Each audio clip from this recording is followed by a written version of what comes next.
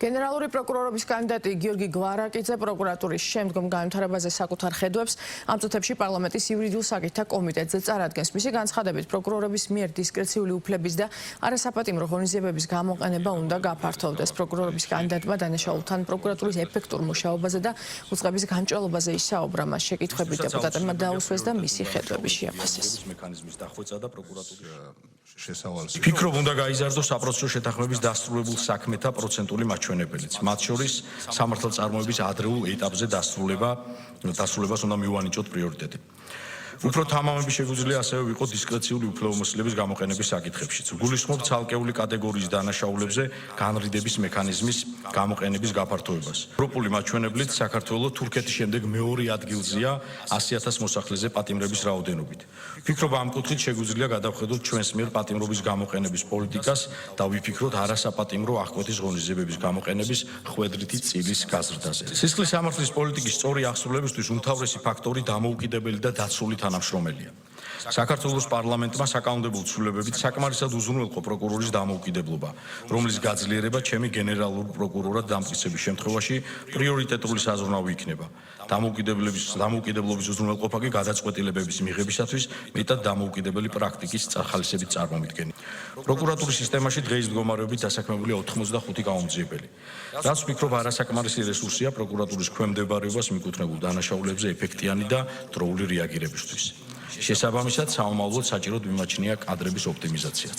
ძირითადი საკითხები, რომელიც ეხებოდა მე მონიშნული მქონდა, ეს არის სწრაფი და ეფექტური მართლმსაჯულების განხორციელებას, რომელიც არის მე ვიტყოდი, რომ თანამედროვე მართლმსაჯულების ქვაკუთხედი ან მიმართულება, მივესალმები იმას, რომ თქვენი ძალისხმევა იქნება მიმართული იქითკენ, რომ ეს განრიდება კიდევ უფრო მეტად თამამი თქვენს მიერ ნახსენების სიტყვა, რომ ჩვენ უნდა ვიყოთ თამამი ამ გადაწყვეტილებაში, ეს არის უდაოდ მნიშვნელოვანი. საზოგადოების მხარდაჭერა ყველა უწყებას ჭირდება, განსაკუთრებული მხარდაჭერა და დღევანდელ გამოწვევებით სავსე მსოფლიოში და საქართველოში ეს ერთ-ერთი ყველაზე მთავარი საჭიროება, რა თქმა უნდა, არის სამართალდამცავი ორგანოები, ამ შემთხვევაში პროკურატურა.